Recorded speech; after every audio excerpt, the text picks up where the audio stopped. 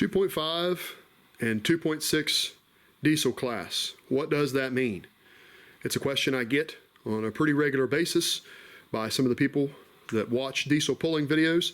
So I'm going to try to give a real basic, simple explanation. Turbochargers, you have two different wheels inside the turbocharger. You have the turbine wheel, which is driven by the exhaust coming out of the truck, and you have the compressor wheel. That's the wheel at the front that you can see.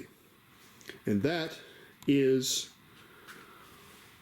what is checked. And when you hear the term 2.5 or 2.6 diesel, what that is referencing is the diameter of this hole at the front of the turbo.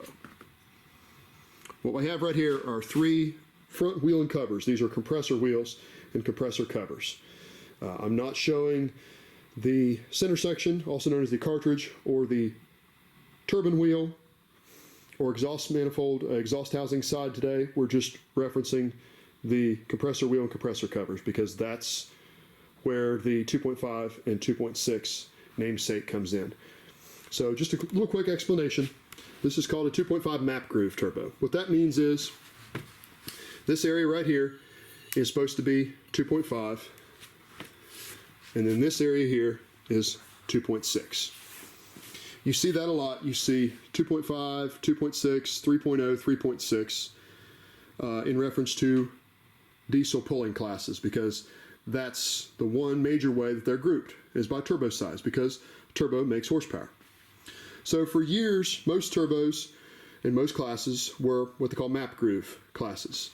In other words, this area here, sure, it's 2.5, but this area here, where it sucks air in, is known as the map groove. In short, the more air that you can draw in the front of these turbos into this wheel that's setting inside of here spinning, the more power you can make. And horsepower is the name of the game. Okay? So the more air you can get in here, obviously a good wheel design has a lot to do with it, but the more air you can get into that wheel, the more power you can make. So for years, everything had a map groove. And so, sure, you would use a plug to check this diameter and make sure as long as the plug doesn't fall in, well then you're good to go. They would use a 2.5 inch plug. Well, that was all well and good, but people realized, okay, how else can I make horsepower? Well, they can open up the size of this map groove. And that helps get air into the wheel. And that makes horsepower. So what they started doing, if you can see here, this is a factory cover part here. What they do is they cut the center section out, weld this little what they call bushing in here, take it in here real nice, open up this groove in here inside, try to show it here a little bit better, and make horsepower. Now, most organizations limited the diameter of this groove to 200 thousandths because it just got ridiculous. You can see here how big that area is that sucks air into that wheel. And this just kind of got out of hand over the years because sure, this area was 2.5, but they got creative. They found ways to, I won't say cheat, but massage the map groove part of the rule. This one here is a pretty aggressive version. What it does is this whole thing here is a bushing, as you can see where it's welded, and then they called this area here the map groove, 200 thousandths. Check out this thing on the back side. Look how big this groove is here. That makes horsepower, getting all that air in. And it got out of hand. It really did. And it became very difficult to check, because not only would you have to check this area, but you had to check this groove diameter. And then it was a question of, well, can the groove be out here, or does the groove have to be measured in here? Where does the groove need to be? So there became a solution. It's called smooth bore.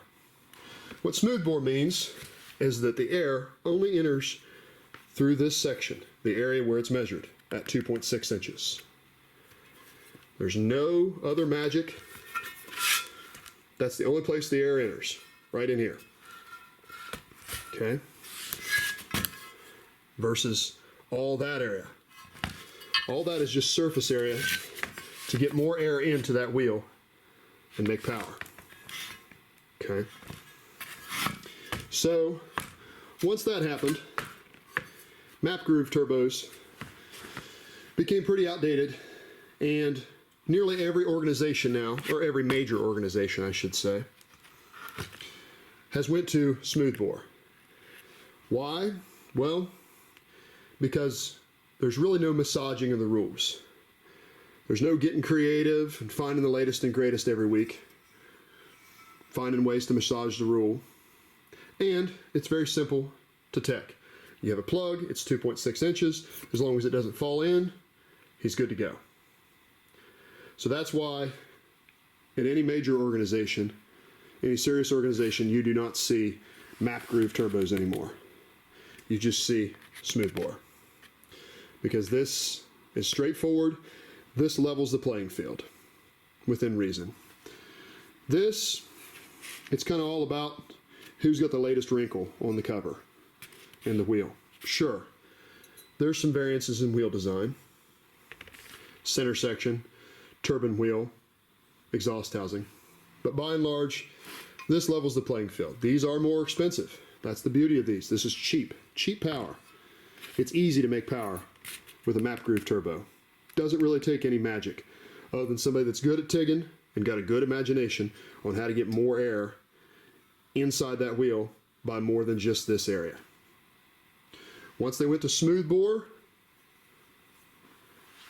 it eliminated all that. The only place you get air is through the front.